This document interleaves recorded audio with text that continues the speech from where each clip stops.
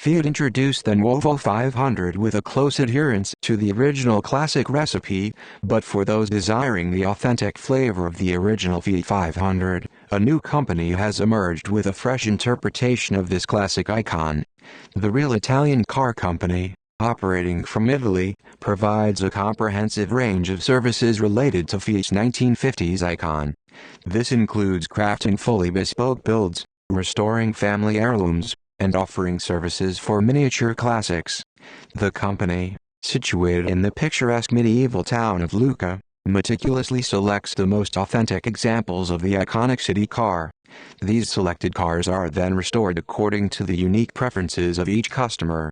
The restoration process involves a thorough overhaul and renovation of everything from the chassis and body to the rear-mounted two-cylinder 500cc engine, suspension, brakes, and electronics.